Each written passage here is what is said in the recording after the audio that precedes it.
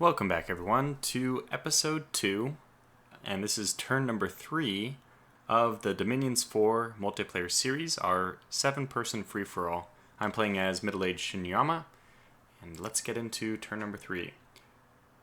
So we have a message from Olm. Welcome to the people of Shinuyama. This world is bountiful and there are many riches within the earth. We seek peace with our neighbors so that our people may prosper and develop our societies as the Pantocrator willed it. In recognition of our newfound friendship, we wish to give you some of the yields of our world-renowned forges. We don't know where to send them. The armored people of Ulm. Okay, so this is a very clever way of asking for our location. That's very clever. I like that a lot. This is our scouting attack, so we're just going to pause immediately. Actually, we don't really need to pause, but let's just look. Okay, their formation is something to the south, mounted commanders, and are these light infantry? Heavy infantry. Okay. So it looks pretty reasonable. I think we can take that with our forces. With this force, we can actually... So Sean and Sam, as you can tell, aren't with me for this episode, but I probably will screenshot that and send it to them after I'm done recording the episode. They'll probably want to know, and I think that they'll agree that seems light enough that we can send an attack in. I'll verify with them. Actually, I'm not sure if I will, because part of the reason I'm not recording with them is in some haste to submit this turn. Now, next we also went south to the Forest of Adun. Let's see how this battle went. This is a little bit more important because this is my prophet.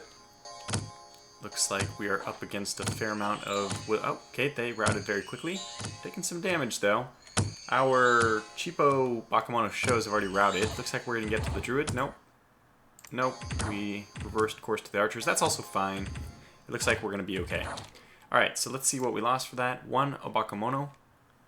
That's bad. I would prefer to keep all of those, but 5 Bakemono shows, that seems fine to me. It'll be kind of interesting to see... Let's see. So this is something I just discovered you can do. You can actually look at the wounded units, so W. Okay, we have 1 wounded unit, and W. No, how do I unselect him? W. So that means this guy's injured. Battle wounds, he's crippled. Wow. Oh, wow. And who was the wounded one here? Yeah, him. Oh my gosh. Chest wound, never healing wound, and battle fright. Wow, he's not in good shape. So what I'm going to do is move these guys into a group of, I don't know what you would call them, suicide guys. Guys who can absorb any kind of arrows or whatever they might meet. Because... I don't think we're going to have great success with these troops. I don't mind if they die, basically, the cold way of saying what I'm trying to say here. So I think we'll keep this unit here. That seems fine. So these guys go forward. They absorb something. We have our archers on the flank to kind of shoot at the enemy from the bottom. Well, let's put our Torqueda. We want them still close enough to these guys, but we're going to move them back a little bit. I keep getting informed that we should not be keeping him towards the front. That's what Sean and Sam are telling me, at least. Okay, so this looks okay to me. This looks okay. I think this is okay. Maybe even down 1 so that he's hidden behind this guy more. I don't know. We'll leave him there. That's fine. Okay, so I hope that based on the size of the 20 militia, light infantry, archers, seems okay to me. So we have our front group taking, we have our, whoops, we want them to move there. We have our front group, the wounded guys taking the archer blows, and then the archers will return fire well against, lightly armored groups, so that's good. And then our main force should come in and finish the job. Good. I hope that's all good. Let's get to recruitment. I want another Uba for research. Actually, we forgot to get, before I forget, this guy onto research. And we have a scout somewhere. We want him to keep going south. Yukinaga. Okay, so we've scouted this area and it's pretty undefended. So let's actually get these guys to attack. Hold retreat, no. Now we want you to... This guy can fire his bow, so I think I'd rather him do that than anything else. Just have him fire closest enemy. Okay, how do I want to do this one, though? Let's see. Because this guy could be useful, I'm going to move him. Actually, I think I'll do some kind of flanking thing where I'll move him up top.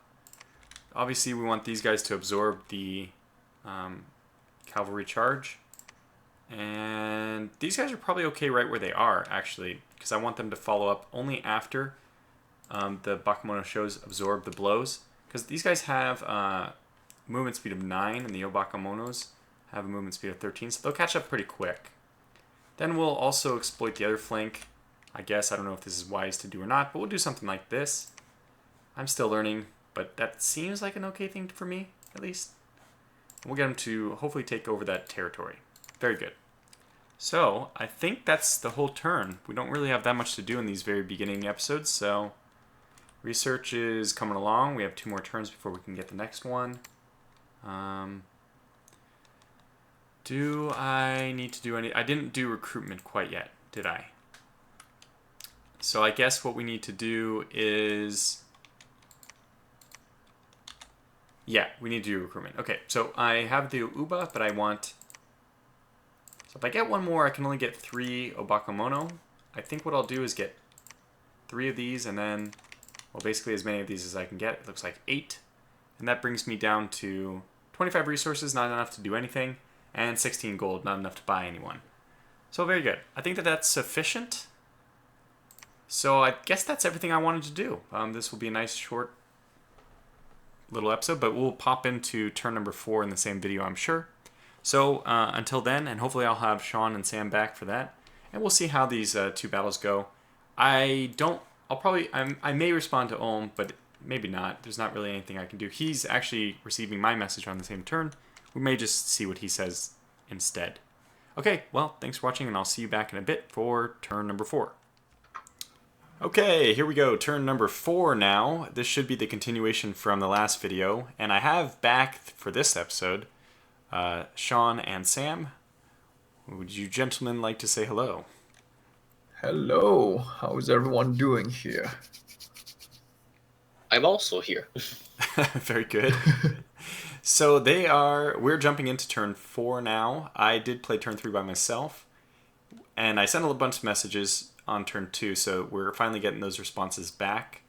From Airmore, I sent him something, what are you doing, basically, and he says, blood for the blood gods, skulls for the skull throne.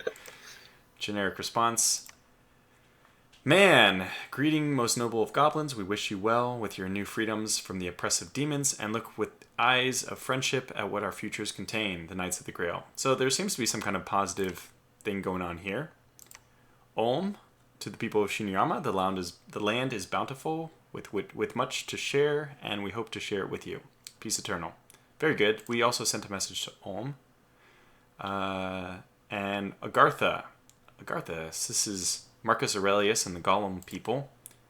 I asked him what he's up to, basically, and he said, we seek to expand our borders peacefully to acquire more stone with which to carve statues.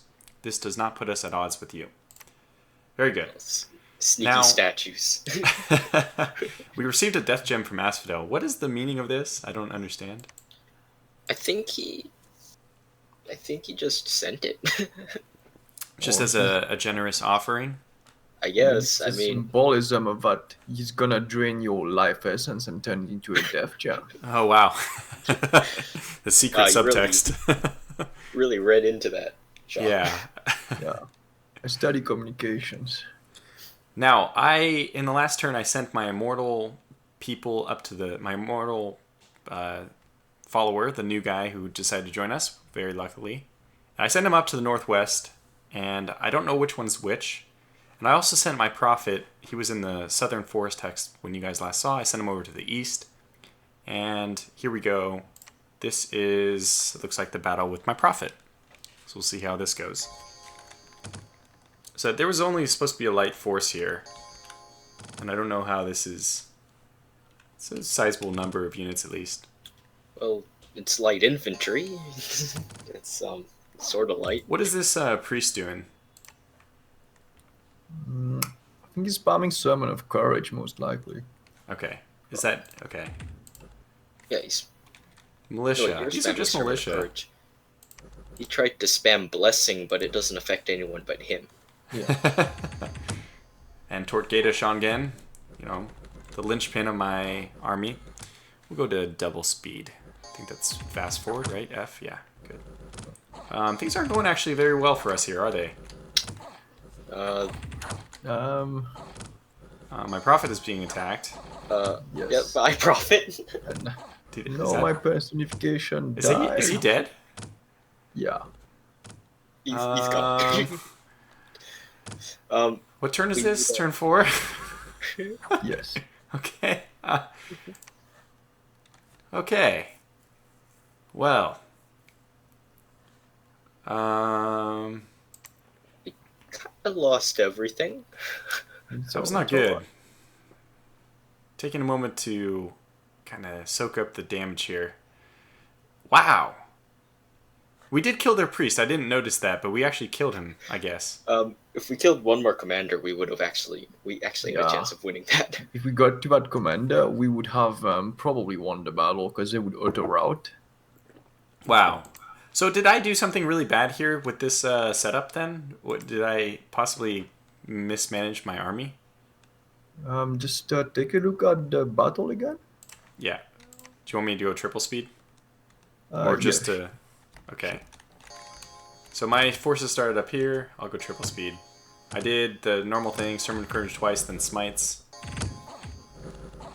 You see, what happened is that you had one guy kind of like south in the hole between your main force and where the prophet is. So what happens is that when you go attack the AI, because the AI cheats between brackets, it will automatically move a squad of units, which in that situation was probably the squad of light infantries, to go against whatever squad you put, even if it's one unit, to avoid flanking, because the AI kind of already knows what formation you have. Oh, So I long see. story short, what happened was that they just killed that one guy squad, and then they got to flank your army. Well, there's the commander we didn't get to. He was in the back with the archers. That would have been tough to get to him.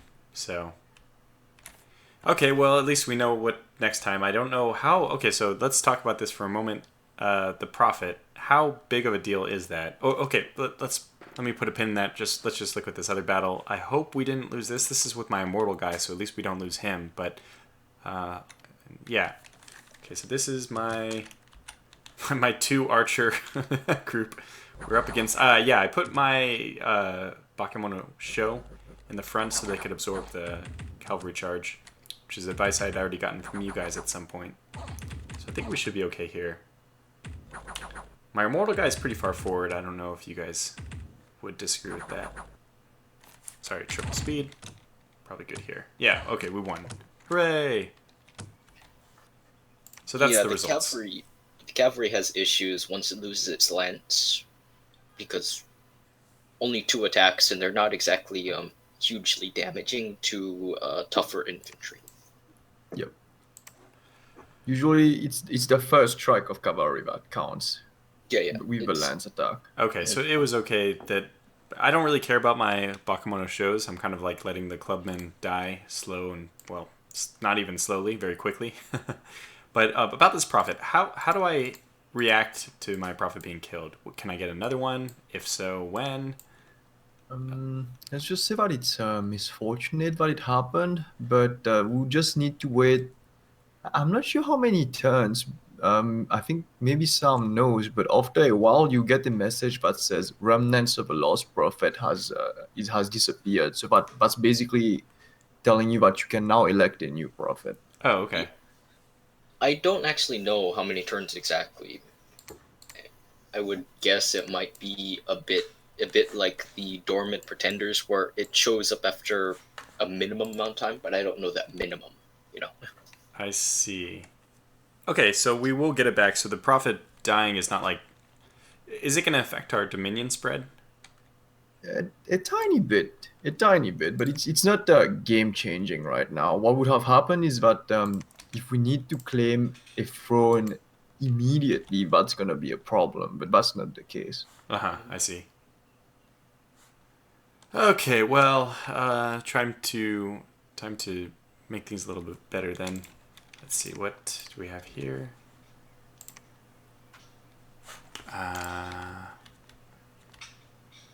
Okay, let me try to get this one mapped out then. So I'm going to put the... so you were talking about the AI flanking or whatever. Does that mean it's better not to put my guys sideways like this?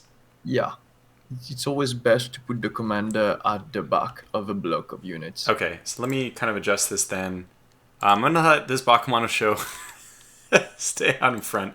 There's only one guy and he's got damage. Battle He's wounds. Is that the only one who's injured? Yeah, he's the only one who's injured. That's a benefit. He can't run away. Okay, let me get these archers back in line as well then. Right here. And put this guy behind as well. Very good. Okay, so that looks good for that attack. And now we don't have anybody to attack because I destroyed our army. I'm sorry. No problem. So I guess this turn we'll have to recruit a commander instead of an Uba. It's kind of a poor consequence of that loss, right? Yeah. Yes, but you will still do fine. Like you still do fine. It's just one research loss for now. As soon as we get this second fortress up, you'll be able to catch up on the research. I see. And then you guys had mentioned to me now, I didn't even know this, but if you click on this next unit, he takes the resources out from this turn and he won't need those resources next turn, right? Yeah. Just like I think this guy needs 35 resources and he's missing 7 resources. What happens is that he would take 28 resources, my bad, and then on the next turn he's just gonna use 7 resources to create that unit. I see. Yeah. And he takes the gold this time as well, right? Yeah, Yeah, he'll yeah. take the gold this turn. Yeah. So something to watch out if you're recruiting like this. Okay, very good. Well, I guess there's not much to do with research, huh? Except for Nope. get this Uba researching, probably. Yes. Yeah, And anything we're missing? These messages. I might respond to them. If I do, I have no idea what I will say. So I'll have to think about that off camera. I think that's everything for this turn then. We can keep these nice and short. Try to get... It looks like if this one is only this length, we'll be able to get 3 turns into a single video then. Mm-hmm. Do we need the Thinking. Go ahead and say it, even if I overrule you. The scout. We need our scout to move. Okay. He should move here, I think. Keep moving down. And anything else I'm missing? Oh, yes. Should just check for mercenaries, right? Yeah, those can work out pretty good. That's not a bad idea. Okay, so these are the mercenaries. Are the fishermen any good? We kind of talked about not using the crossbows and the snake charmers are supposedly really bad. How are the fishermen? The fishermen are handy in the sense that they're pretty good on land because they have a secondary attack of using a net that removes the defense of whoever has been ensnared. Uh-huh. And you can also send them underwater to help you with underwater expansion because kappas are a bit expensive right now. Huh, I see. Okay, well, then should I go for them? How much are they? Yeah. Ooh, 108. That's pretty cheap. Mm-hmm. So I guess... I'll probably bid a tiny bit more in case someone else is trying to bid for them. Okay, that makes sense. Then I will go with... it seems like... Okay, so 130 plus 1. How about that? Yeah. Yeah. I don't think... If somebody might do 130, and then if we do 131, we've outbid them. Okay, by the way, I don't know where these guys go. Did I choose the correct province for them? Yeah, they'll spawn on your capital next turn. Okay, so if I want them to be effective, though, do I want them to go into the water? It would be good if you want them to go in the water immediately. Uh-huh. But also, depending on what you want to do next turn, you could send them on land too. They're good doing either job, but getting underwater is not a bad idea as well. I see.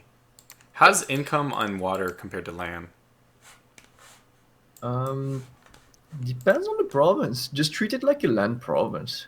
I see. Well, let's send them into the water then, because they're basically the only unit that can go in the water. So to use them on land is like redundant. It's a role that my other army can fulfill. Okay. One thing you should remember about water as well is that they can't get shot by arrows for obvious reason. Good point. So is there any kind of projectile underwater? No. Well, The in nets, I is- guess, are kind of a projectile, right? in a special situation, what actually gets fired underwater are those spectral weapons. Yeah, But there's that's a very special situation. yeah, special situation. It's usually either spectral weapons or certain kinds of spectral weapons or certain kinds of magical items you can forge. Okay. Okay, well, I think this is good because it makes up for the fact that I lost the prophet. We can still try to get the mercenaries to... It's like a stopgap measure. I'm obviously hurting now. I don't have an awake pretender, and I don't have a prophet anymore. So, well, hopefully that mercenaries group will help out. Yeah, and then like I said, I'll send the messages that I want to send. I'll have to devise those off camera. Do we have it? I don't know if there's probably no response for Airmore. I don't know if there's any response needed for any of these guys actually. So, all right, well we'll wrap this one up. I don't know if there'll be another video attached in this episode. If there is, well, you'll notice by the fact that we're not at the end of the video. But if not, if it is the last one, then thanks for watching, and I'll catch you for the next one. And thanks again to Sam and Sean for joining me. Okay, so until the next one, take care.